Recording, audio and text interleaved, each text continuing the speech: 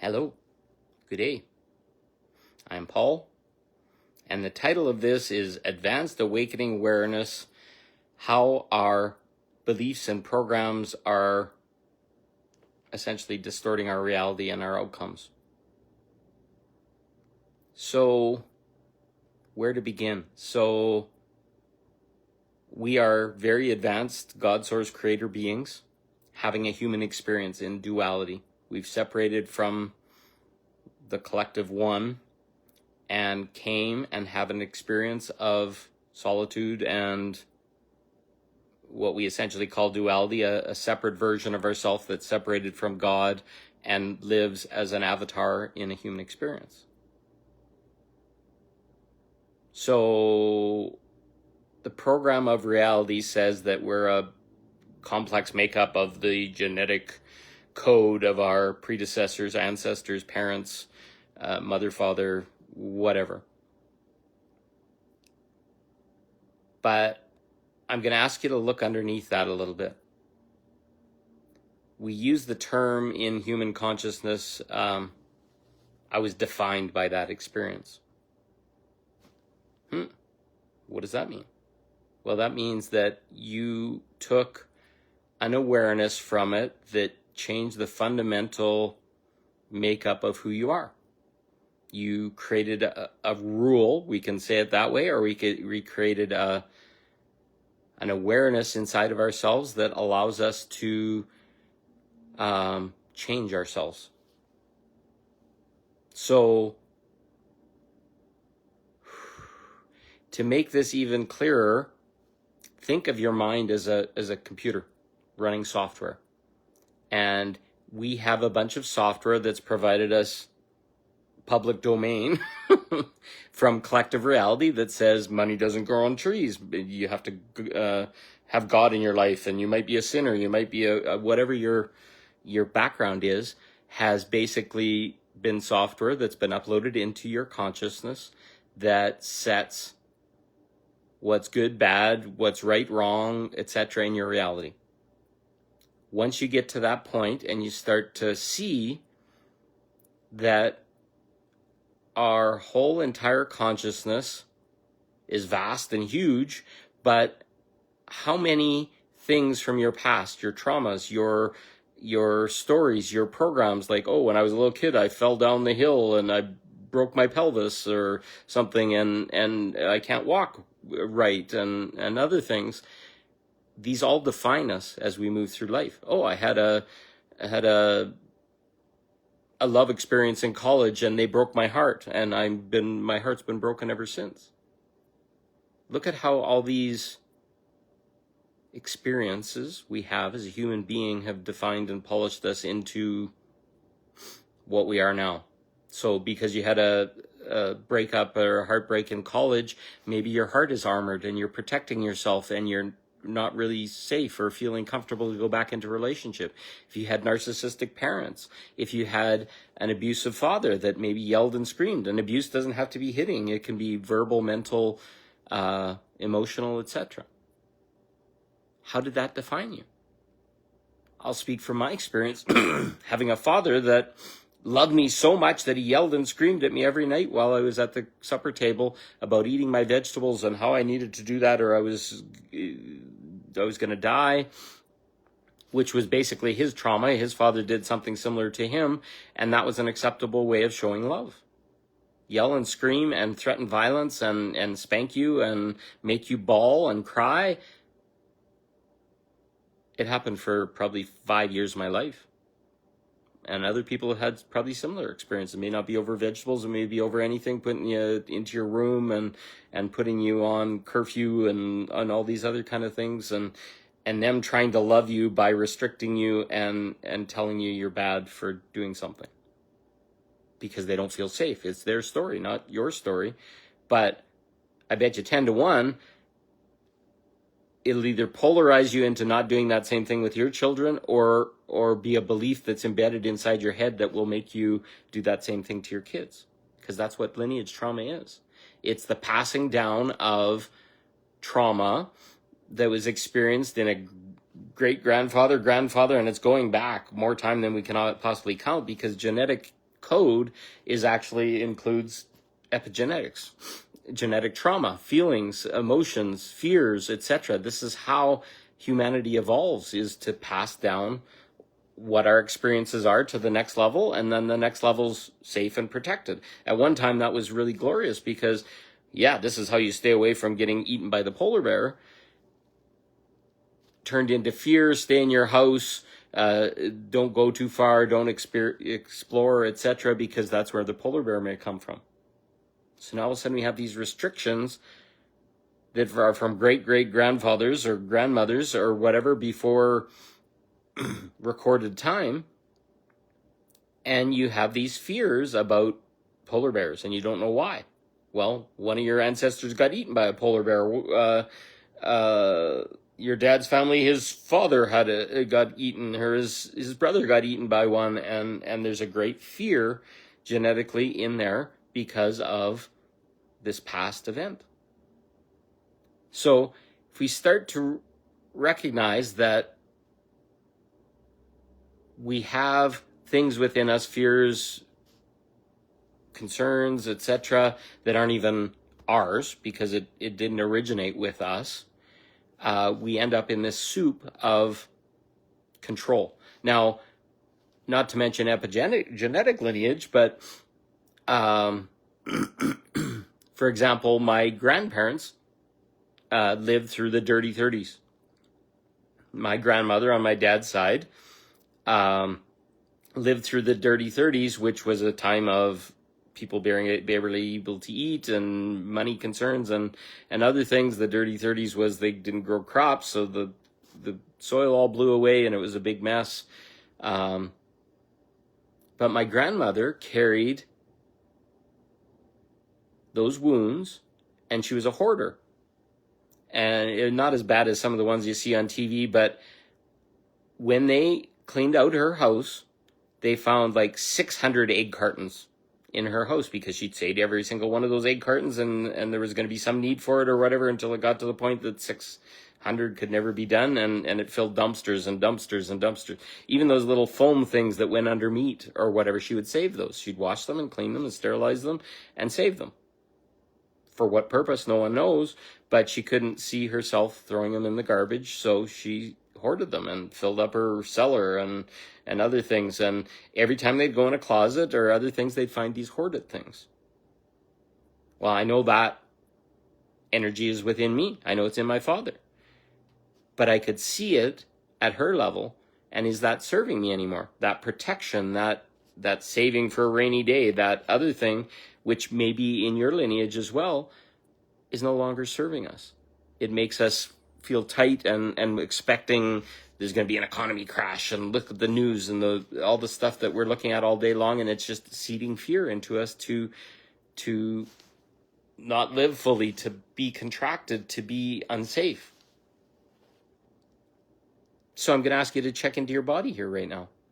How do you feel in your body? Are you safe? Are you calm? Are you in surrender? Or are you like, oh, I got to worry about that today, and I got to do that, and there's like 6 things playing in your head about what's going to happen, which you can't control. All you can do is prepare for. But I can speak from my perspective. It's something that's always there. I'm an engineer. I'm a person that prides himself on being in integrity and being on time and all this kind of stuff. And it's a constant circle inside my head to say, oh, I got to leave in 5 minutes. Oh, I got to do this. I got to do that.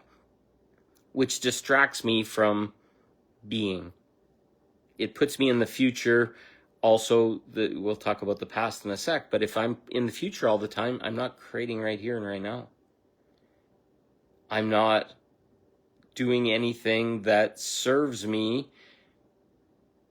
by worrying about what might happen and planning for 100 different contingencies. It basically just puts me in a loop of frustration, of trying to control.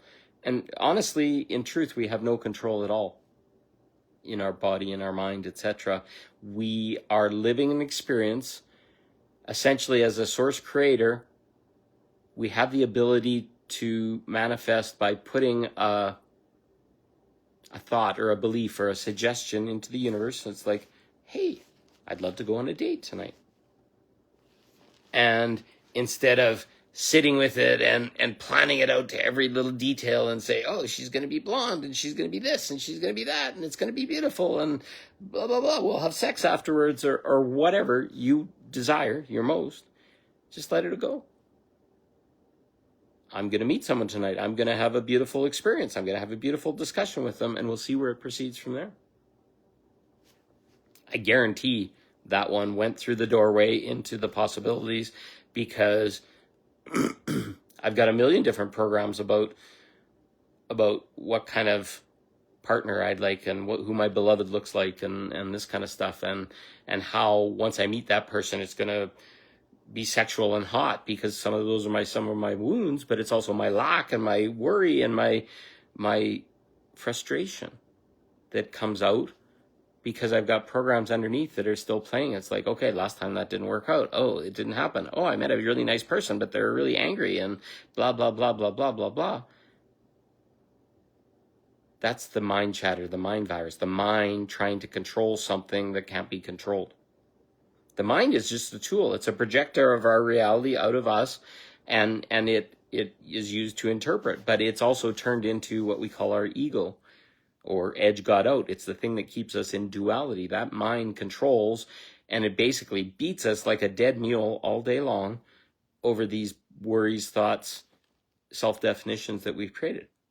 Oh, I'm not a nice-looking man, or I'm too bald, or I'm too direct, or I'm too whatever. These are all stories that have been put in my head by myself from past experiences and interpretation of things that people have told me that may not be true. Oh, you're too much. Well, when somebody tells you they're too much, they're overwhelmed or they're in trigger or other things. It's no one's place to be able to say that you're too much. Who gets to decide you're too much? Me.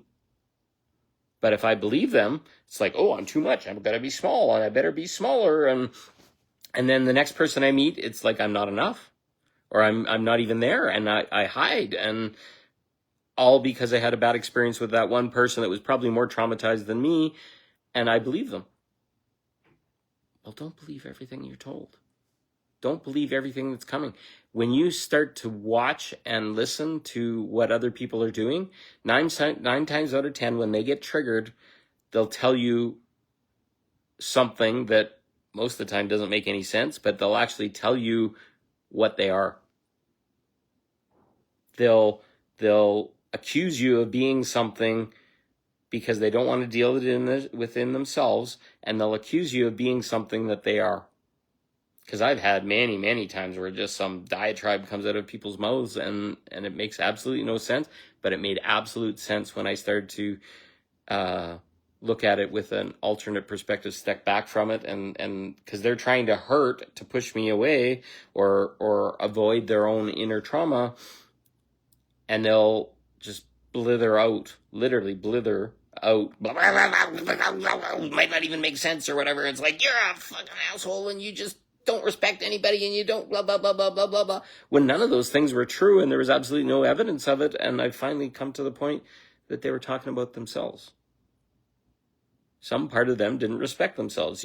Some part of them really disliked maybe your light or the fact that you're more aware, or treated them with respect, but then they couldn't return their respect. It makes them triggered because the lesson for them is to witness what they're missing. So it goes flip side. So instead of talking about outside ourselves, whenever anything happens, and I'm going to say purposely for you, versus what most of us believe, it's happening to me, I'm a victim, and oh, they got to stop, and why do they keep doing this, and I'm so sad, and blah, blah, blah. You're in a loop. What if you say, this is happening for me? Yeah, this really fucking pisses me off. I don't know what's going on. This is happening for me. So why? And the answer is not always going to be there right away because it's not at the surface. It may be way down in your gut. This is happening for me. Sit with that all day long. Say, what's here for me? I've had negative relationships and other things, which is my biggest wound because that's my mother wound of broken women that want something from me without being direct about it or whatever. I'm drawing this in.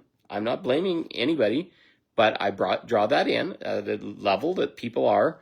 They're drawing in an experience with me. I'm drawing in an experience with her, because we're like vibrations. All of a sudden it's like, Well, as I progressed through all that awareness, I've started to realize that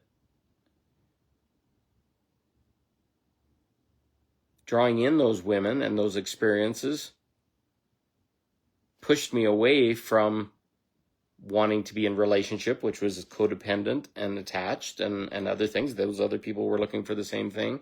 And when they hurt me, and I felt hurt because of what they did or their lack of whatever, or their lack of communication, etc., which were all part of codependence and attachment in our shadow, those hurts, it was kind of like smashing my heart. And I could have taken it as, oh, fuck, here's another one. Oh, I'm just awful. And all I do is attract all this kind of stuff. Instead, one day I turned it around and I said, why does this keep happening? And a little voice that was my voice came back to me and says, because you weren't ready. You were not ready to love from self-love, but instead from 3D attached outside myself love is what I was pursuing. So I was receiving people and drawing into my life vibrationally people that wanted to have that same smash. And I actually learned as I went through it that it had happened so many times in my life. I was literally masochistic in my life. All I could expect was that. Hardest freaking realization I've ever seen is that I got off on pain. Not that I love pain or it gives me sexual pleasure or something like that. No, I got a dopamine hit in my brain from pain. And I bet you do too. Because almost all of us as human beings on this planet have been beaten so hard by a program, by software. There are entities and energies that just love to pollute our mind with programs, with fear, with other things, so that we stay in a low vibration, and then they can feed off our low vibrations. Because this is the biggest school that you've ever been to, and the hardest level, the graduate level or PhD level or whatever. We are having the human experience to those levels. So I'm going to ask you and suggest you stay curious to what's showing up in your life, what patterns, what programs, what software are going on, and look for your part in it. It's like, oh yeah, that keeps happening to me, that relationship stuff. I now see it and I thank it, and it protected me from some really narcissistic relationships that would have probably harmed me physically and mentally. So I'm no longer in lack of relationship, but in awareness of self-love. It inverted me. It gave me a flip. It gave me, okay, I can't have relationships, so I should sit in the corner here and self-explore. And I found a lot of really awful thoughts about myself based on past relationships, my divorce, my marriage, and other things. And I tried to point the finger. It's like, oh, it's all her fault. She was not. Well, I brought in somebody that was exactly that. And I got exactly what I asked for. But it was asked for in a painful, inverted way. Oh, well, my mom was very narcissistic. She'd been raped as a child, and she wanted my love as her baby because she had none for herself. But I felt it, and I refused to breastfeed from her, and it caused the trauma in me because I didn't get that bonding and stuff like that. But when a mummy is really broken, basically, my mother was married at 18 and basically conceived me on the wedding night, the first act of sexuality between my parents. And when I started to grow in her womb, she's admitted this to me, but all the way back then, she'd come from being raped as a child repeatedly in her family. She called herself a stupid little girl. And she shared this with me. It was quite interesting. I did not know that. I was probably 45 years old when she admitted that to me. I'd done a bunch of sexual healing work on myself, and all of a sudden she felt this need to share this truth with me.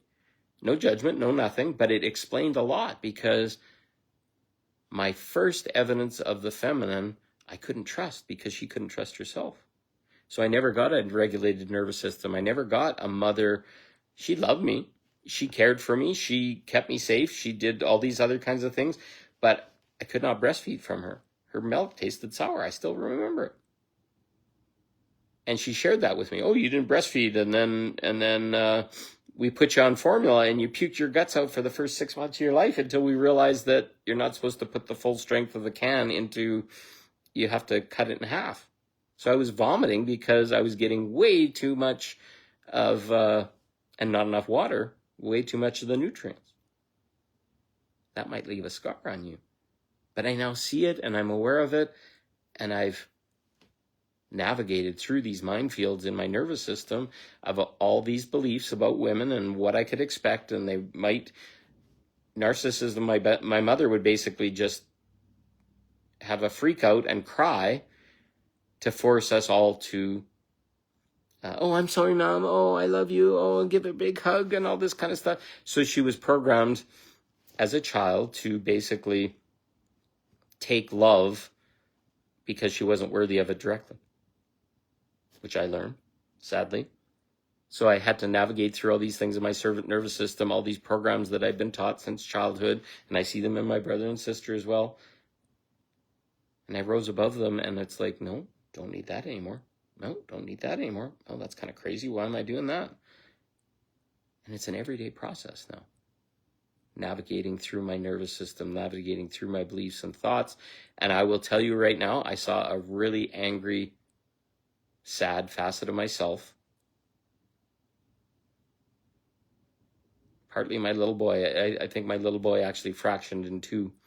I don't know how else to describe it, but there's a really happy, joyful, playful little boy, and there's also a really grumbly, angry one that's covered in muck and dirt, and it's like, nobody loves me. Somebody loves him. It's me. And I can't have anybody else love him until I fully love him and he starts to love himself. In Ho'oponopono, we speak of a facet of ourselves called Unihipili, which is our inner hid child. You can look it up. It's Unihipili. And there's this prayer that we say where we wash the child, and that child opens his eyes and he gets excited and he starts to play. And this is kind of the journey we're on. You're going to find that dirty, messy, all the stories, all the programs, all the tar you coated yourself in, and you were complicit in all of that. All of it happened for you, not to you. And keep looking at it every time, because you're going to be angry and your body's going to hurt and suffering's going to show up, and all these emotions are going to show up. And I'll tell you right now, it has to be let go. And on my journey, the quickest and easiest way I've found to do this is called breathwork. And I'm about to offer a breathwork, hopefully coming out in the next day or two. And I've said it before, called Awakening 101. And it's one breathwork of about 90 minutes and a package of support materials that you'll basically use. And if you follow the instructions of the breathwork, it'll get you to breathe deep, and you'll have stuff, emotions, things show up in your body because your body is aware. It basically turns off the mind as you're breathing. The hyperoxygenation of your body shuts down your monkey mind, and it's called hyperprefrontality, and it will give you an opportunity to see yourself underneath the protector.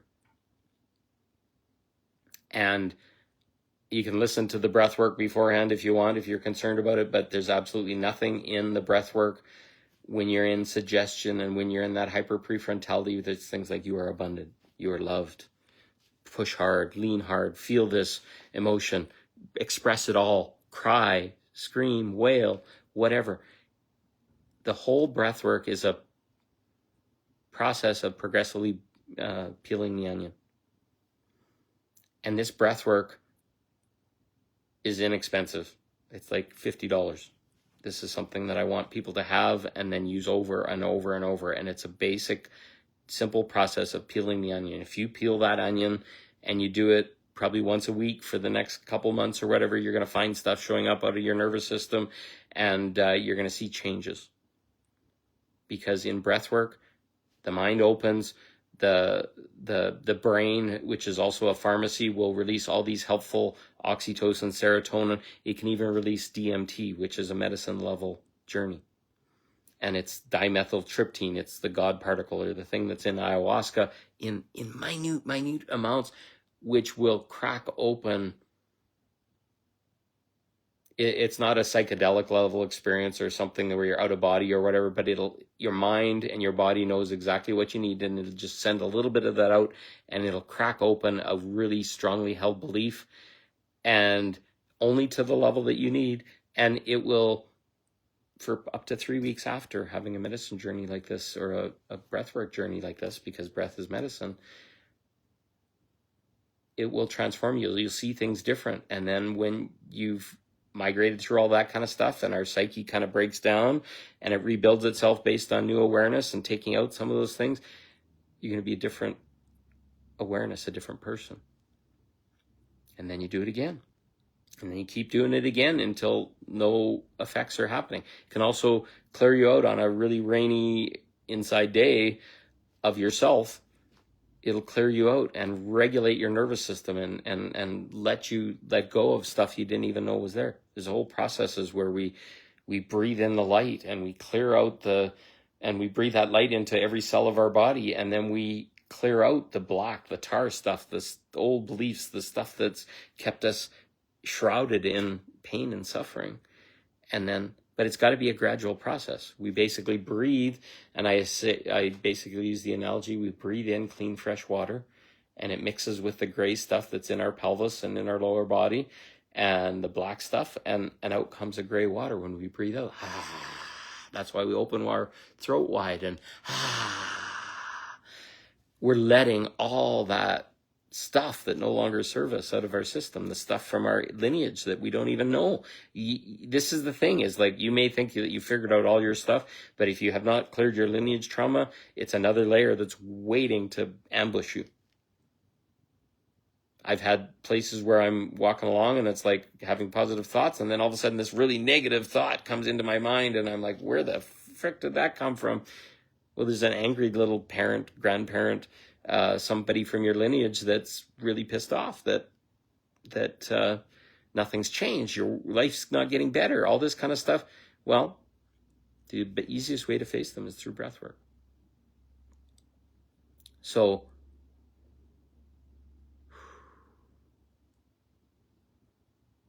if this makes sense and you can start to see that there's stuff stuck in you, the easiest way, in my extensive exploration of this, Ho'oponopono is probably the next one. I'm sorry, I love you, please forgive me, thank you.